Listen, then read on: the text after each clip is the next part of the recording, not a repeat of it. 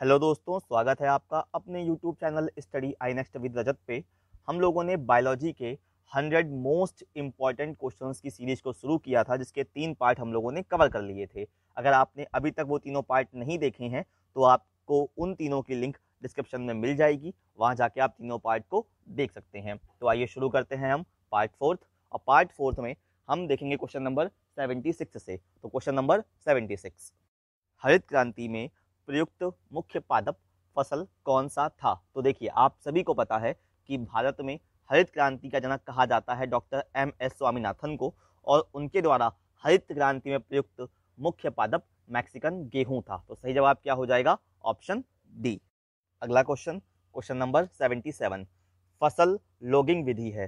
तो फसल लॉगिंग विधि के द्वारा फसलों में विभिन्न पोषक तत्वों की मात्रा का विश्लेषण किया जाता है। तो सही जवाब क्या हो जाएगा? ऑप्शन बी, कि फसलोत्पादन के लिए पोषक तत्वों की आवश्यकता जानने के लिए पौध विश्लेषण क्या कहलाता है? फसल लॉगिंग कहलाता है। तो answer B.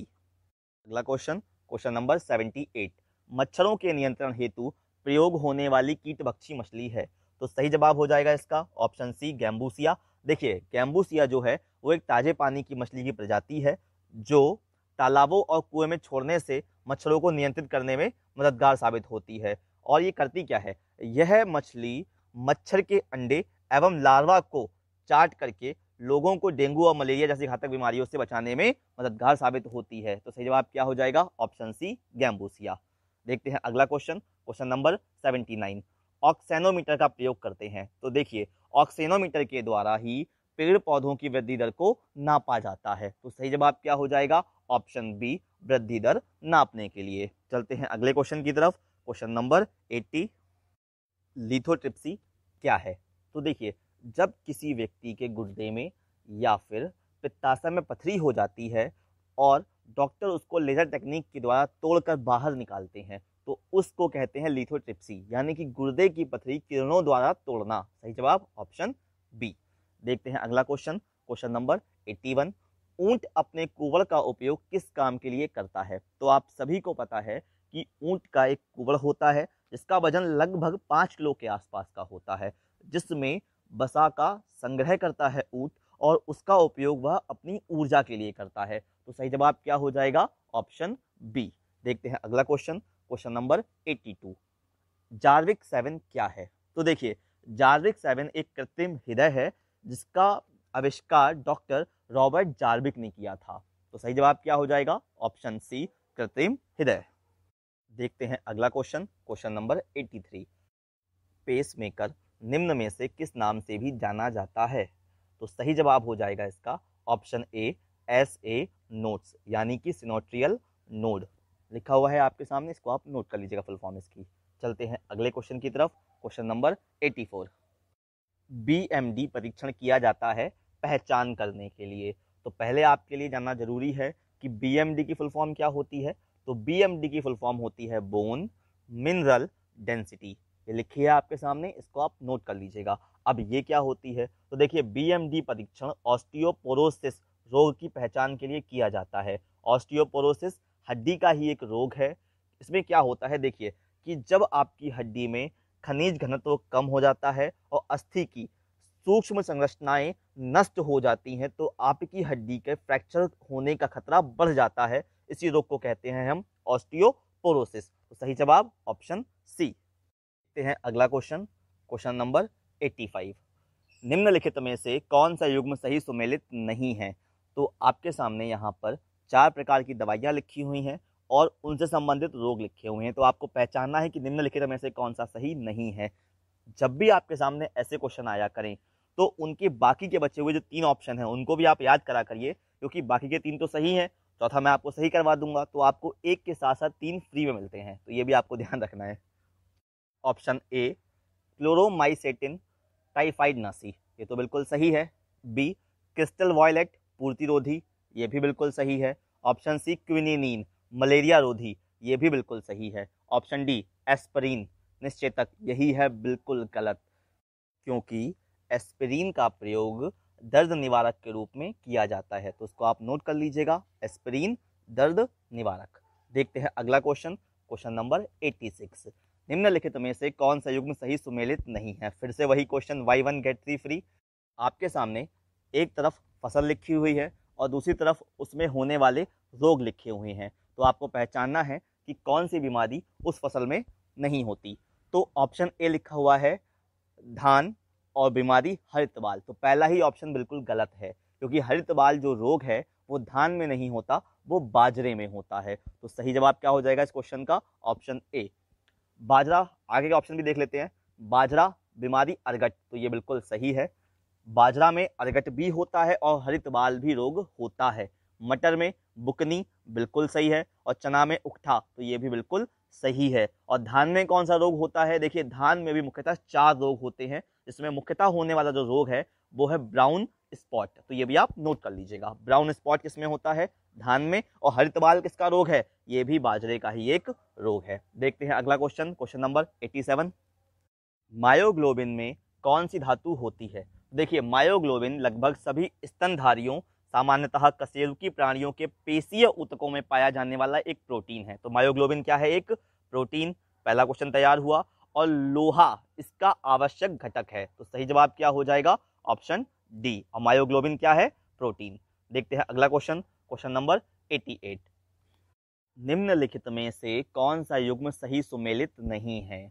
Option A lactose, खट्टा दूध, तो यही है बिल्कुल गलत, क्योंकि लैक्टोज जरूर एक दुग्ध शर्करा है, लेकिन जिसके फर्मेंटेशन यानी कि किण्वन के बाद लैक्टिक एसिड बनता है, यानी कि खट्टे दूध में लैक्टोज की जगह लैक्टिक एसिड पाया जाता है। तो सही जवाब क्या हो जाएगा? Option A.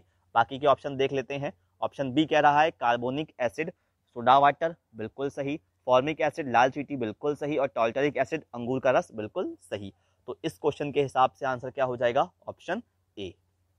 Next question, question number 89। Angora ऊन प्राप्त की जाती है, तो सही जवाब होगा इसका ऑप्शन सी।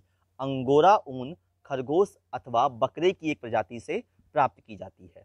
सही जवाब ऑप्शन सी। देखते हैं अगला क्वेश्चन, क्वेश्चन नंबर 90। शार्क मछली में कितनी हड्डियां होती हैं? तो सही जवाब होगा इसका ऑप्शन सी 0। शार्क मछली में हड्डियां नहीं पाई जाती, क्योंकि शार्क मछली का कंकाल तंत्र उपास्थि यानी कि कार्टिलेज का बना होता है। तो सही जवाब ऑप्शन सी। अगला क्वेश्चन, क्वेश्चन नंबर 91। कच्चे फल को पकाने के लिए किस गैस का प्रयोग किया जाता है? तो सही जवाब क्या होगा? ऑप्शन बी एसिटिलीन का प्रयोग किया जाता है। अगला क्वेश्चन, क्वेश्चन नंबर 92। बायोडीजल बनाने में किस वनस्पति का उपयोग किया जाता है? तो सही जवाब होगा इसका ऑप्शन डी रतनजोत। अगर आपसे पूछा जाए इसका पूरा नाम क्या है, तो ये आप नोट करिएगा, जेट्रोफा रतनजोत इसका पूरा नाम है। और अगर आपसे पूछा जाए कि देश का पहला बायोडीजल संयंत्र कहाँ लगाया गया, तो ये भी आपको ध्यान रखना है कि देश का पहला बायोडीजल संयंत्र काकीनाडा आंध्र प्रदेश में लगाया गया था। और अगर आपसे पूछा जाए कि बायोडीजल पौधा क्या कहलाता है, तो फिर जेट्रोफा रतनजोत, यानी कि ऑप्शन डी। देखते हैं अगला क्वेश्चन, क्वेश्चन नंबर 93। पीला बुखार निम्नलिखित के द्वारा फैलता है, तो सही जवाब होगा इसका ऑप्शन डी, इनमें से कोई नहीं, क्योंकि पीला बुखार जो फैलता है वो फैलता है वायरस यानी कि विषाणु के द्वारा। तो सही जवाब ऑप्शन डी। देखते हैं अगला क्वेश्चन, क्वेश्चन नंबर 94। पशुओं में फुट एंड माउथ रोग होता है। आप लोगों ने बहुत बार गांव में देखा होगा कि पशुओं में एक रोग हो जाता है फुट एंड माउथ, जैसे हम लोग कहते हैं गांव की भाषा में मुंह पका रोग। तो किस कारण से होता है? सही जवाब हो जाएगा ऑप्शन डी, विषाणु के द्वारा यानी कि वायरस के द्वारा। सही जवाब option D. Question number 95। Blue baby syndrome, पूरा नाम है ब्लू बेबी सिंड्रोम नामक प्रदूषण कारित बीमारी पीने वाले जल में निम्न में से किसकी अधिक मात्रा में होने के कारण होती है? क्वेश्चन आपसे कहना चाह रहा है कि जल में किसकी मात्रा अधिक होने की वजह से ब्लू बेबी सिंड्रोम नामक बीमारी होती है? तो सही जवाब हो जाएगा इसका ऑप्शन सी, नाइट्रेट। देखते हैं अगला question, question number 96। Golden hour किससे संबंधित है? तो देखिए दिल का दौरा पड़ने, जिसे कहते हैं हम हार्ट अटैक, के पहले घंटे को गोल्डन आवर के नाम से जाना जाता है। तो सही जवाब क्या हो जाएगा? ऑप्शन सी, हृदयाघात से।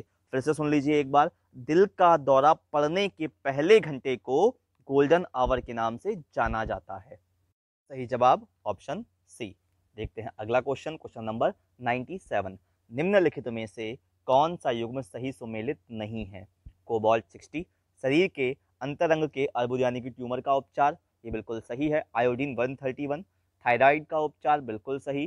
फास्फोरस 32, श्वेत रक्तता का उपचार, बिल्कुल सही। और गोल्ड 198, रेटिना दोषों का उपचार, यही है बिल्कुल गलत, क्योंकि गोल्ड 198 सोने का रेडियो एक्टिव आइसोटोप है जिसका प्रयोग कैंसर के उपचार में किया जाता है। तो सही जवाब क्या होगा? Option D, gold 198। चलते हैं अगले क्वेश्चन की तरफ। क्वेश्चन नंबर 98, सुनहरा धान में प्रचुरता है, तो सही जवाब हो जाएगा ऑप्शन ए, विटामिन ए की, यानी कि सुनहरा धान में सबसे ज्यादा मात्रा में पाया जाने वाला विटामिन है विटामिन ए। देखते हैं अगला क्वेश्चन, क्वेश्चन नंबर 99, निम्नलिखित में से कौन बारूदी सुरंगों का पता लगाने में उपयोगी होते हैं? तो इसका सही जवाब होगा ऑप्शन ए, मधुमक्खी। देखते हैं अगला और लास्ट क्वेश्चन, क्वेश्चन नंबर 100, पेशी थकान के लिए निम्नलिखित में से कौन उत्तरदायी है? तो सही जवाब होगा इसका ऑप्शन डी, लैक्टिक अम्ल, क्योंकि लंबे समय तक कठोर शारीरिक कार्य के पश्चात मांसपेशियों में लैक्टिक एसिड के संचय हो जाने के कारण शरीर में थकान का अनुभव होता है। तो सही जवाब क्या होगा? Option D, lactic acid. तो आपके ये समाप्त हुए बायोलॉजी के बेस्ट 100 क्वेश्चंस। आप सभी लोग मुझे कमेंट सेक्शन में जरूर बताइएगा कि ये क्वेश्चन आपको कैसे लगे।